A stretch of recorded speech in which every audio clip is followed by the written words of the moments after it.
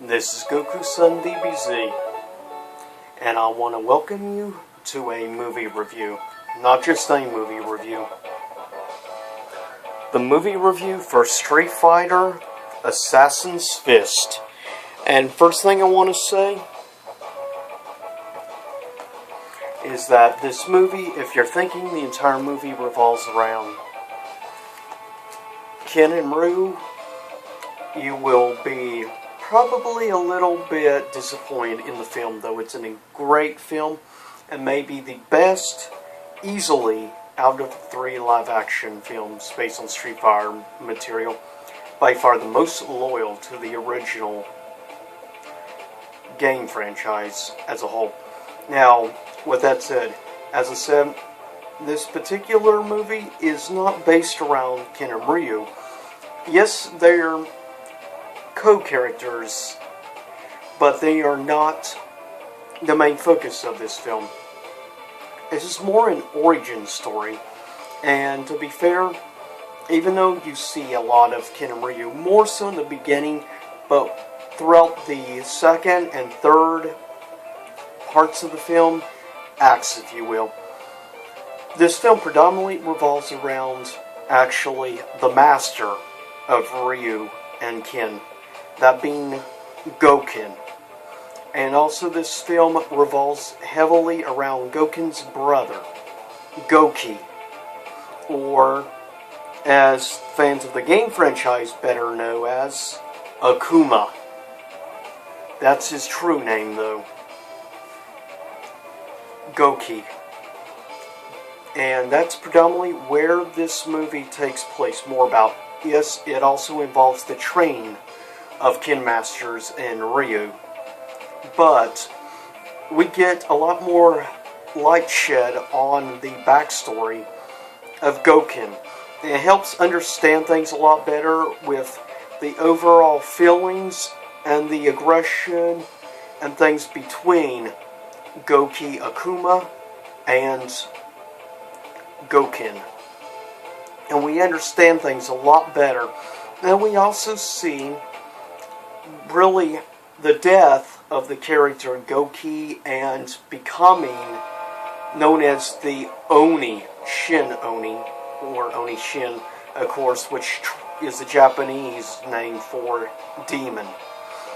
Path of the Demon is the path that in the end Gouki would take in order to become what we know as, from Street Fighter Alpha franchise onward, as Akuma, which is definitely now a true staple of the franchise as a whole. Whether it be the video games, whether it be some of the anime movies, or whether it be the comic books. Yes, in the end, most people would say the true final boss of the series is definitely Bison, or if you're in Japan, Vega. But the point is, this is the backstory more so about Gouken and Akuma than Ken and Ryu. Though it does help you understand their backstories a little more, because we see them as children and growing up. We see Gouken bring Ryu and Ken to where his master, the master of Gouken and Gouki. And through that, of course, at first, Ken stumbles upon some drawings of techniques and stuff of the Satsu no Hado, or also the Dark Hado. And Ken decides to experiment with it. Of course, luckily Gouken manages to get through him.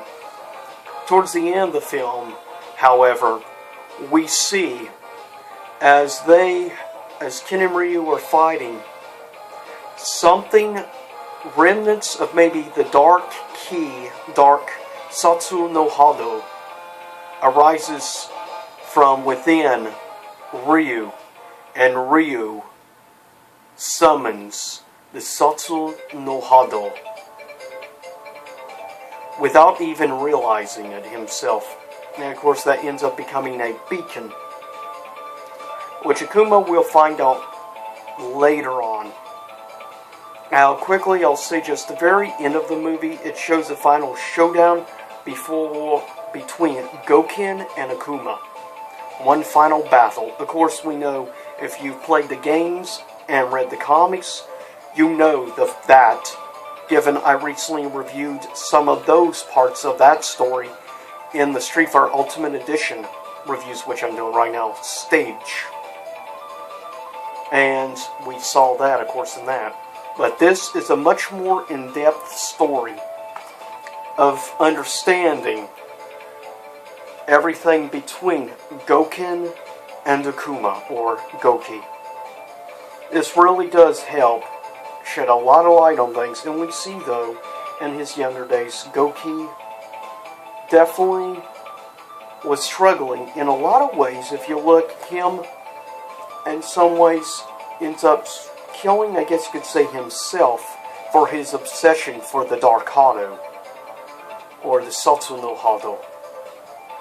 But, if you want to run parallels, really, characteristic-wise, you could say in a lot of ways, if you want to, for instance, compare Street Fighter to Star Wars, though they're not brothers, they were figurative, kind of like brothers, but you could say Gokin is the Street Fighter equivalent to Obi-Wan Kenobi, and Goki, aka Akuma, is the Street Fighter equivalent to Anakin Skywalker, because he allows the dark side of the Force to cloud his better judgment and choose to become a Sith for his obsession for power, such as Goki and his obsession for harnessing going down the path of the Oni, the demon, and choosing to go down the path of the Dark Hado, Satsu no Hado.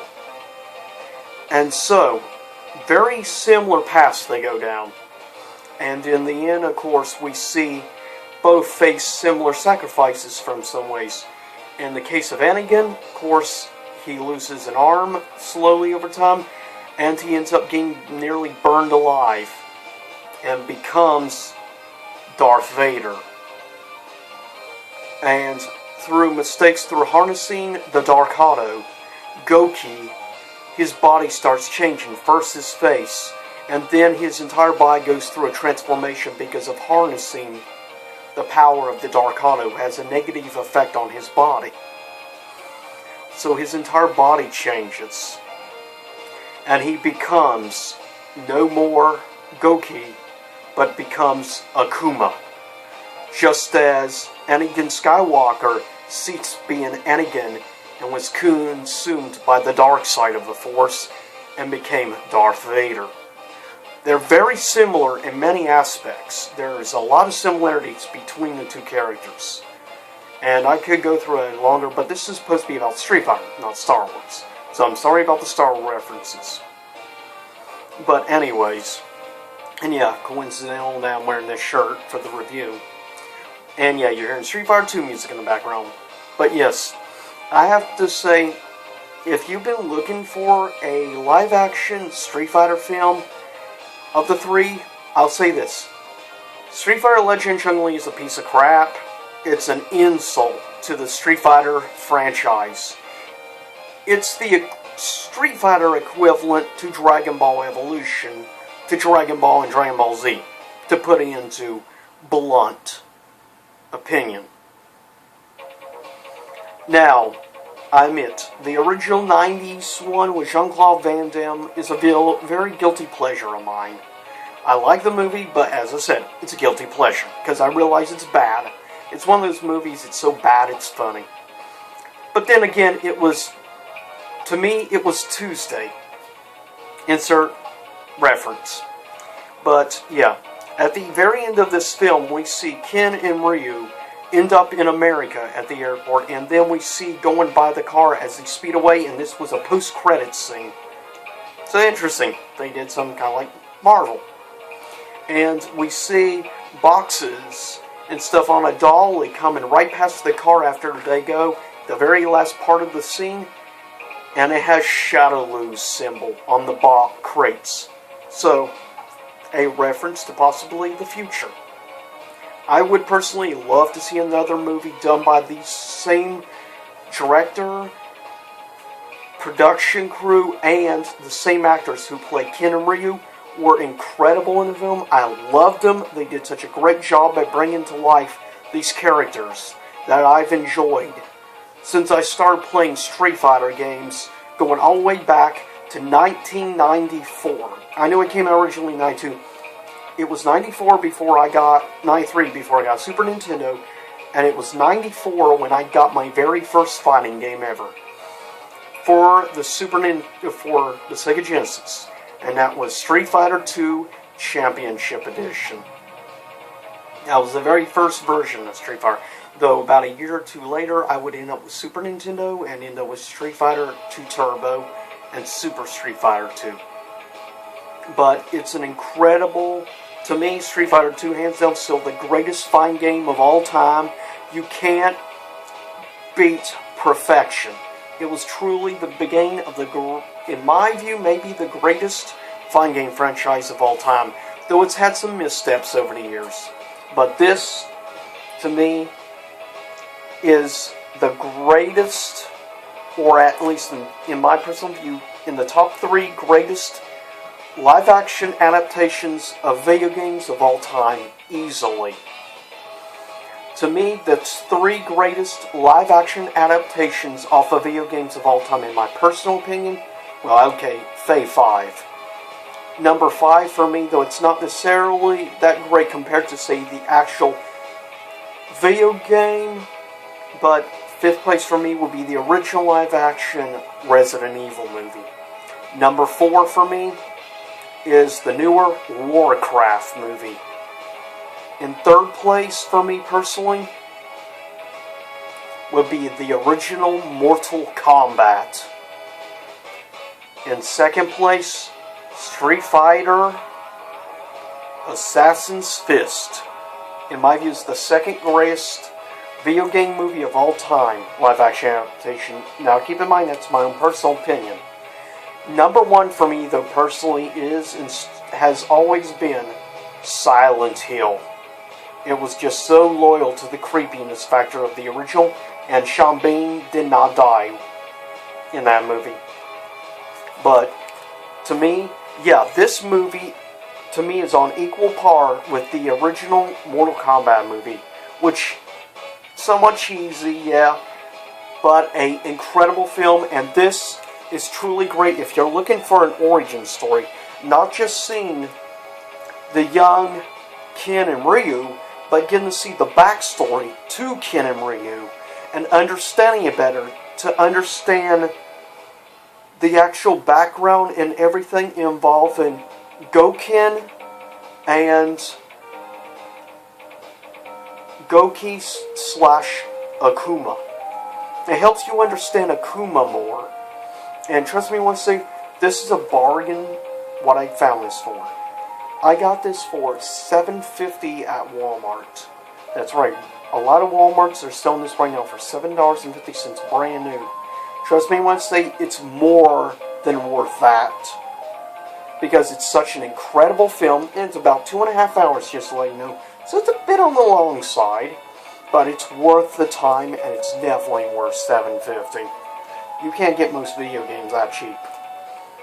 It's worth it. If you're a fighting game fan, you'll enjoy it. If you're a Street Fighter fan, you should really love this. It's very loyal to the original source material in the comics and in the video games. And trust me when I say, you will not be sorry for checking out this movie. Seriously. You get the opportunity, you have got to check out easily the best Street Fighter movie and the best, to me, fighting game live-action adaptation film of all time.